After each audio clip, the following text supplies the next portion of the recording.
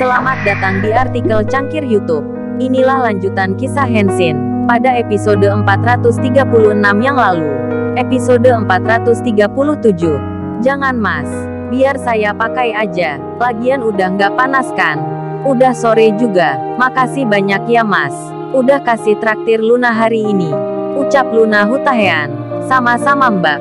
Senang bisa sharing dengan Mbak Luna.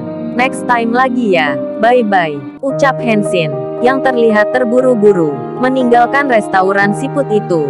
Sementara di lain tempat, Kaori yang baru saja tiba di rumahnya segera masuk ke dalam untuk mengetahui kondisi ibunya. Maaf Kaori baru sampai. Jalanan macet banget. Gimana kondisi mama sekarang pak? Tanya Kaori sembari duduk di samping mamanya yang tengah terbaring lemah itu. Demamnya masih sangat tinggi, ucap Papa Kaori, yang kemudian, dengan telapak tangannya, ia mencoba memastikan, seberapa panaskah demam yang tengah dirasakan oleh mamanya itu. Astaga, ini mah panas sekali. Kita bawa ke dokter aja pak. Biar Kaori siapkan dulu semuanya. Papa bawa mama ke mobil ya, ucap Kaori, sembari terlihat terburu-buru, masuk ke dalam kamarnya. Ia raih sebuah tas ransel yang berada di atas lemari. Lalu kemudian, dia bersihkan permukaannya, yang terlihat berdebu, dan segera kembali lagi, menuju kamar mamanya. Kali ini, ia keluarkan beberapa potong baju milik mamanya, lalu dimasukkannya baju-baju itu ke dalam tas ransel miliknya. Kenapa papa masih di sini sih? Buruan sana, ajakin mama ke mobil, ucap Kaori. Kamu kenapa sih? Bawa segitu banyak baju. Iya kalau sampai sana, dokter minta untuk rawat inap. Lah kalau enggak, kan jadi ribet sendiri nanti. Sahut papanya, buat jaga-jaga aja pak. Kali aja sakit mama kali ini. Beneran membutuhkan perawatan yang lebih intensif. Mengingat suhu badannya yang panas banget, ucap Kaori. Ya sudahlah, apa kata kamu saja, sahut Papa Kaori, sembari memapah kedua langkah kaki istrinya untuk menuju ke mobil di halaman depan rumah.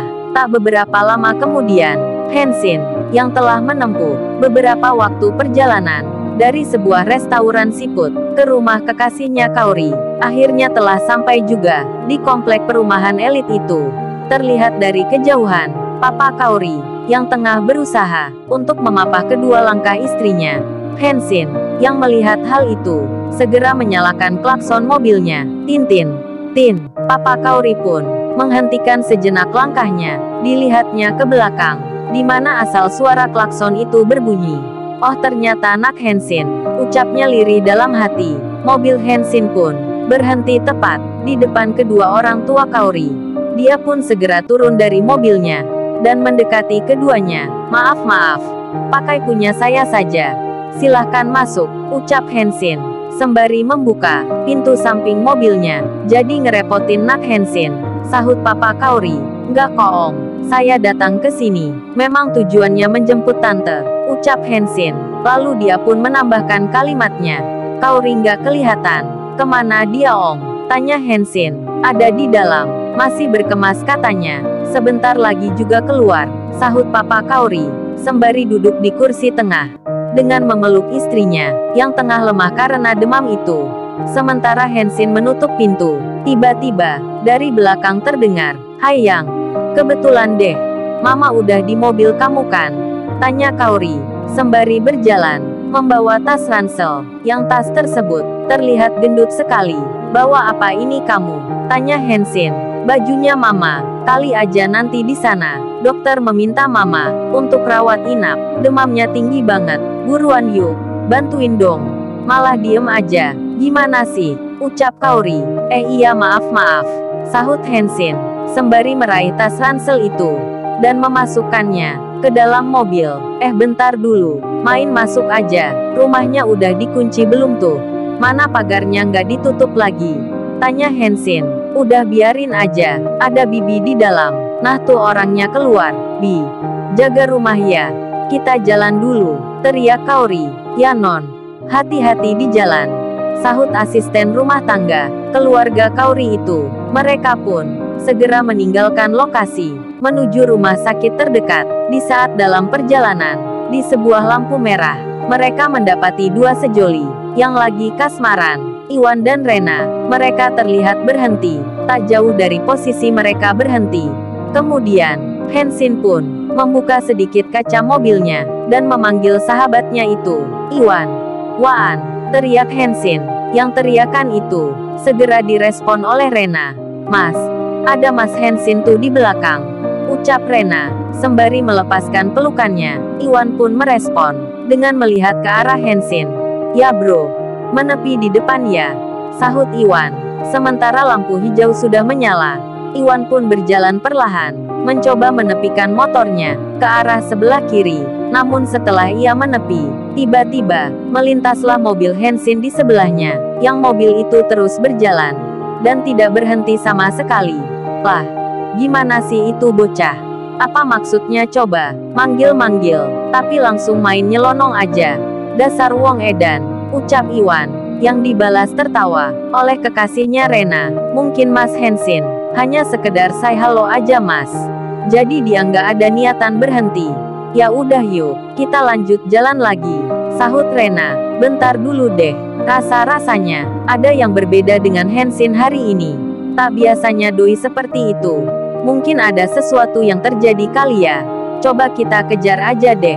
Perasaan gua nggak enak nih, ucap Iwan, yang langsung menggeber motor bututnya itu. Kekejar nggak nih? Maaf, bukan maksud aku buat meremehkan motor ini. Hehehehe, sahut Rena. Tenang aja, motor gua sudah teruji, memiliki 1000 kekuatan kuda, jadi sudah pasti bisa diandalkan dalam segala cuaca maupun kondisi. Pegangan, awas terbang loh, ucap Iwan, yang membuat Rena tertawa. Hahaha, percaya deh, ayo buruan kejar-kejar, let's go mas, sahut Rena, sembari memeluk kembali kekasih hatinya itu. Mereka pun mengikuti Hansin dari belakang, walau sesekali terlihat mobil Hansin yang tak tampak, dikarenakan tertutup oleh beberapa pengguna jalan lain. Tapi arah mereka berjalan sudah bisa ditebak oleh Iwan.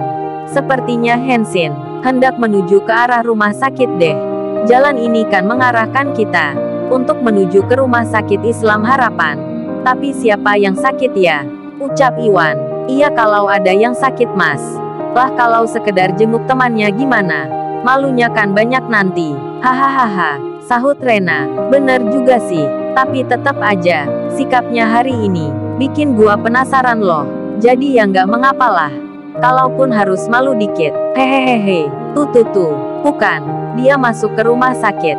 Tuh lihat tuh, ucap Iwan, yang kali ini dugaan pertamanya benar. Gua makin yakin nih, kalau ada salah seorang keluarganya yang sedang sakit. Percaya deh ama ucapanku, imbuhnya dengan percaya diri.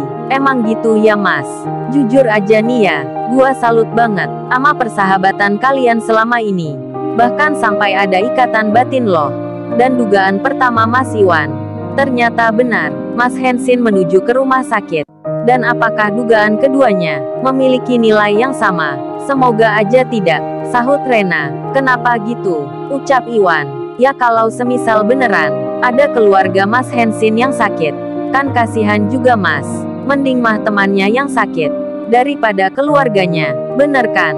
Sahut Rena. Oh jadi gitu, kamu pengennya teman dia yang sakit, bukan keluarganya. It's okay deh, besok kalau aku sakit, nggak ada yang manjain kamu loh. Beneran loh itu, ucap Iwan. Lah, larinya kok ke Mas Iwan sih?